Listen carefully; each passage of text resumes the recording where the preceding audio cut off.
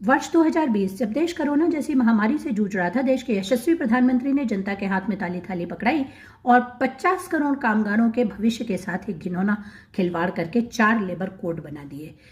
देश के मजदूरों ने लंबी क्रांति और लड़ाई के बाद देश में 44 श्रम कानून की स्थापना करवाई थी, जिसे एक झटके में मोदी जी ने खत्म करके 15 को तो समाप्त ही कर दिया और 22 को रिस्ट्रक्चर करके फैक्ट्री मालिकों के हित में तब्दील कर दिया है।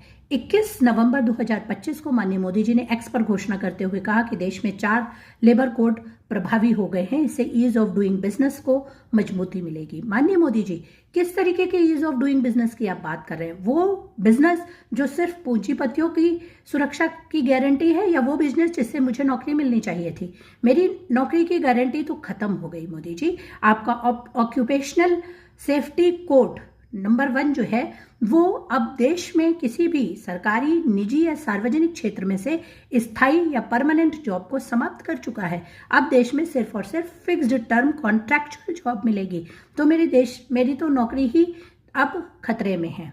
मुझे किसी भी दिन नोटिस देके मेरे मालिक को अधिकार है मुझे नौकरी से हटा देने का, और उस केस में मुझे कोई भी रिटायरमेंट बेनिफिट नहीं मिलेगा। ये आपके कोड का दूसरा फायदा है।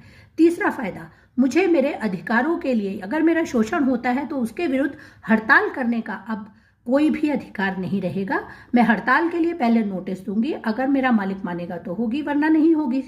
तो मेरे अधिकारों का यहाँ इस प्रकार से समापन हुआ मोदी जी। किसी का कोई फायदा, कम से कम कामगारों का कोई फायदा नहीं हुआ। चौथी बात बताती हूँ मोदी जी, अब आपके मित्रों को हमारी कर्मचारियों की जिम्मेदारी से मुंह मोड़ने का एक अनोखा लाभ आपने दे दिया इन 4 लेबर कोड के थ्रू। क्योंकि अब जो पहले कहा जाता था कि जिनके 100 कर्मचारी हैं उन फैक्ट्री को बंद करने के लिए परमिशन सरकार से लेनी थी, आपने उसे स्ट्रेच करके 300 कर दिया। यानी अब किसी भी दिन बिना कारण फैक्ट्री बंद और हमारा भविष्य खत्म। तो मोदी जी, कामगारों के पेट पर लात मारी है आपके इन 4 लेबर कोड्स ने। महिला हूं, आपने कहा कि महिलाओं को रात में नौकरी करने का अवसर मिलेगा, अगर उनकी सहमति है तो वो कर सकते हैं। लेकिन माननीय मोदी जी, देश में क्या दिन में महिलाएं सुरक्षित हैं? आप कौन सी रात की बात कर रहे हैं? मैं आपसे पूछना चाहूंगी, देश की दिल्ली जो राजधानी है वहां पर तो महिलाएं सुरक्षित ही नहीं है। देश की बेटियां विश्वविद्यालयों में, मेडिकल कॉलेजेस में दिन में पढ़ने जाती है, वहां सुरक्षित नहीं। रात की नौकरी किसके बल पे कराइएगा?